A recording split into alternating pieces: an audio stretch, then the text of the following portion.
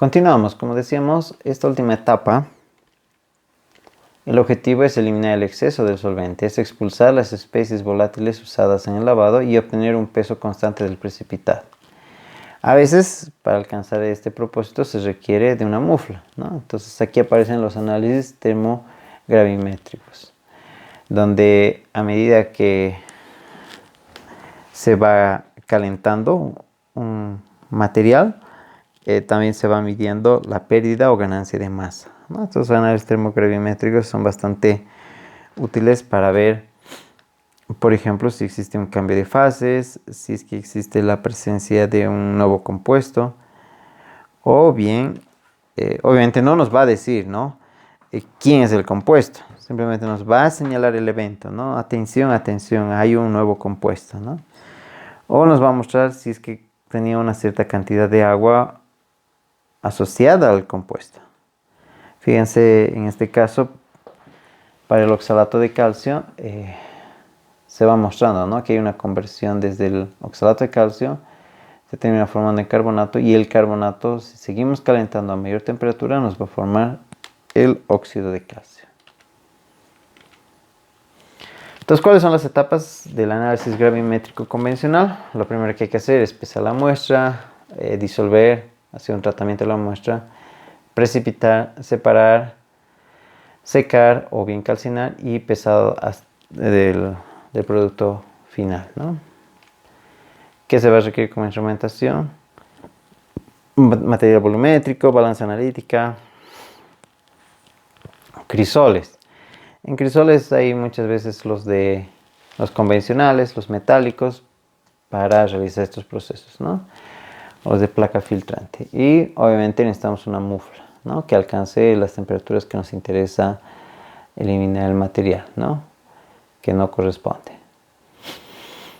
La instrumentación, como vemos, es bastante sencilla.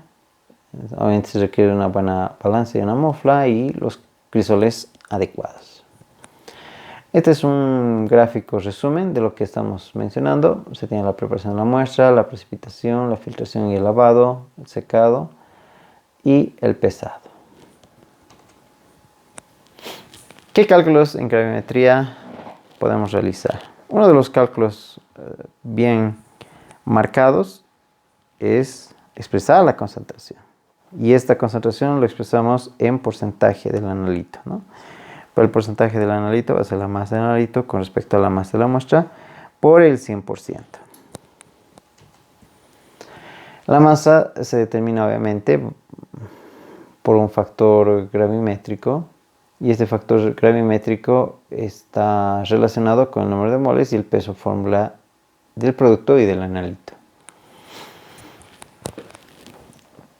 A ver, el conjunto de constantes asociadas en la transformación de unidades métricas en unidades químicas va a ser lo que le vamos a llamar de aquí en adelante el factor gravimétrico, ¿no?, lo que está en rojo. Vamos a incluir moles y peso fórmula.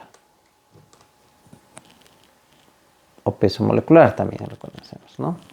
Si pensamos en 2 gramos de cloruro de sodio que se están disolviendo en agua y se añade un exceso de nitrato de plata, van a precipitar 4.6280 gramos de cloruro de plata.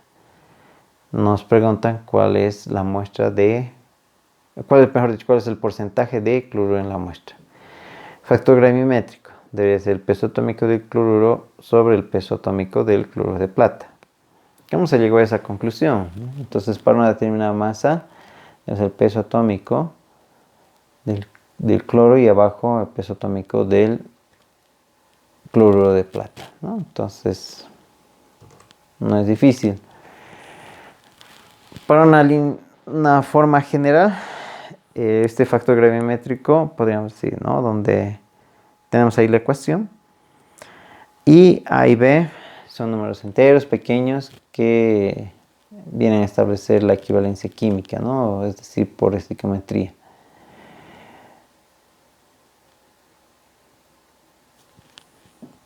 Básicamente es esta ecuación, ¿no? Entonces, si queremos expresar el porcentaje de analito utilizando lo que hemos mencionado, el factor gravimétrico, tenemos nuestra ecuación. Cuando no existe un elemento común en el numerador y denominador, debemos buscar una relación estequiométrica entre ellos para poder expresar, ¿no?, la masa de uno con respecto a la del otro.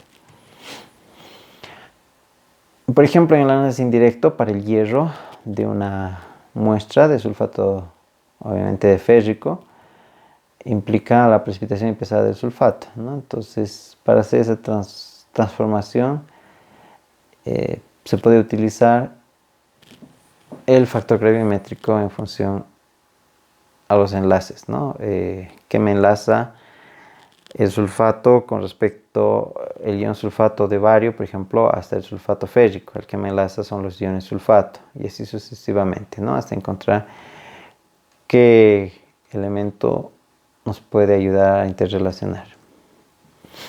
Aquí hay algunos ejemplos de factores gravimétricos, como ser si la sustancia buscada es el azufre y la sustancia pesada es el sulfato de bario, ahí está el valor, ¿no? Simplemente es 1, ¿no? Comparado con el óxido férrico al óxido de hierro, fíjense que es 2, ¿no? Entonces todo eso nos ayuda a tener ya los factores gravimétricos listos. ¿Cómo aplicamos esta técnica de lo que se refiere el día de hoy en este método de precipitación?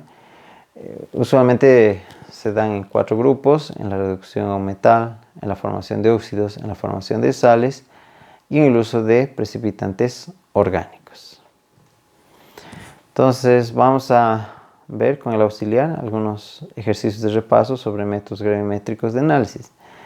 Yo lo he tomado esto bastante teórico, van a disculpar que haya hecho mucho énfasis en algunos criterios, pero si no hago el repaso de estos conceptos, lamentablemente no los van a mencionar en otras clases. El laboratorio de química analítica simplemente se van a preocupar por haga esto, haga sume, reste, pese, de forma muy general. Y los criterios que estamos manejando son bastante técnicos, los que hemos hablado el día de hoy, ¿no? Cómo seleccionar quién precipita primero, ¿no? Entonces, cómo ver este factor gravimétrico, ¿no? De dónde sale, cómo ha sido obtenido. Entonces, ese tipo de cosas me interesa que conozcamos, de tal forma que cuando salgamos de nuestra carrera podamos aplicar esos criterios, ¿no? No solo nos enfoquemos en, hay que calcular la concentración de iones sulfato, ¿no? Entonces, ya vamos a tener eso dentro de nuestra vida profesional. Pero estos criterios, que algunos de ellos, si bien están plasmados en un libro, necesitamos tenerlos a la mano, en conocimiento y obviamente luego en práctica misma. Bueno, señores, señoritas, esto sería en el día de hoy en el video.